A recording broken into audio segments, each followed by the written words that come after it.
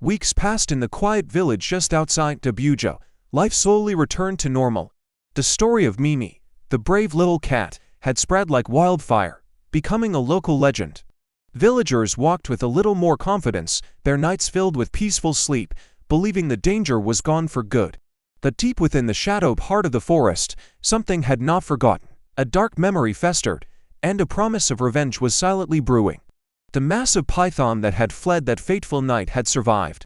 The sharp blow to its head from the villagers' sticks had left a deep, jagged scar, a permanent reminder of its defeat. But the wound had done more than just mark its skin, it had ignited a cold, calculating rage. Its hunger, once a simple instinct, had twisted into something far more sinister. It was no longer just hunting for food, it wanted revenge. In the solitude of the deep woods, it had healed, growing even stronger, even larger. It had become more patient, its movements more deliberate. And it had learned a crucial, dangerous lesson from its first encounter. Nose was the human's alarm bell. This time, there would be no rattling buckets, no frantic chickens. This time, it would strike like a ghost. The night it chose was suffocatingly still. The moon, usually a silver guardian, was completely hidden behind a thick blanket of dark clouds. There was no wind to rustle the leaves, no crickets to chirp their nightly song. The world held its breath, offering no warning of the terror to come. Like a river of pure darkness, the python poured itself out of the forest and into the sleeping village.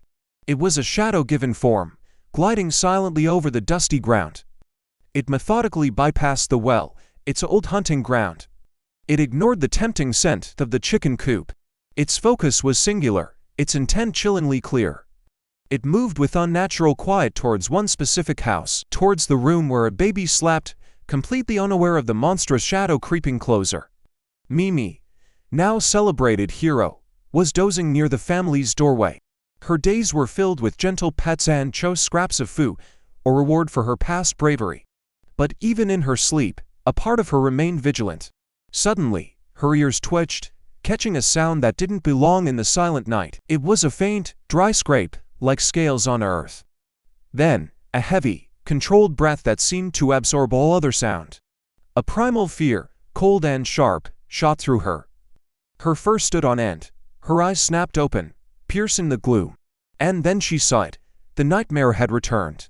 It was thicker than she remembered, its length seeming to stretch endlessly into the darkness. Its scarred head was held low, a grotesque crown marking its renewed purpose. And this time, its cold, unblinking eyes were not fixed on the livestock. They were locked onto the house, onto the family she loved. In that heart-stopping moment, Mimi had only seconds to decide. Her heart hammered against her ribs like a trapped bird. She knew if she made a sound too early, the python might abandon its stealth and strike with terrifying speed. But if she waited even a moment too long, it would be inside, and it would be too late. The serpent's head was already at the threshold. It began to slide through the doorway, a silent, deadly ribbon of muscle and scale. The point of no return had arrived. This time, there were no buckets to knock over, no easy way to raise the alarm. So, Mimi did something utterly unimaginable, something that defied every instinct of survival. Instead of running, instead of hiding, she launched herself forward. She ran straight toward the colossal predator. With a desperate shriek, she leapt and raked her claws with all her might right across the tender, scarred flesh on its head. The result was instantaneous and explosive. The python, ambushed and struck on its old wound, let out a deafening roar of pure fury. It uncoiled its massive body, whipping its tail with enough force to splinter wood. Mimi was flung violently across the room, her small body hitting the far wall with a sickening thud. But as she fell, she let out a sound she had saved for this very moment, a loud, piercing scream, not of pain, but of pure, undiluted warning. It was a cry that tore through the silence of the night. The house erupted into chaos. The baby, startled by the python's roar, began to cry. The mother woke up and screamed in terror at the sight of the monster in her home. Hearing the commotion, men from neighboring huts burst in, armed with heavy sticks and gleaming machetes. The enraged python, its plan for a silent attack shattered, cold and struck wildly at everything that moved. Lanterns were knocked over, plunging the room into a dizzying dance of light and shadow. Chairs were smashed to pieces, dust and debris filled the air, making it hard to breathe, hard to see. But this time, The villagers were not caught by surprise, they were ready. They fought back with a coordinated fury born of desperation and courage. After a fierce, brutal struggle, the great python was finally driven out. Wounded, bleeding, and utterly defeated, it retreated back into the forest, a broken king vanishing into the shadows for the very last time. It was never seen again. When the chaos subsided, a hush fell over the room. There, lying quietly on the floor, was Mimi. She was hurt, bruised and battered, but she was alive.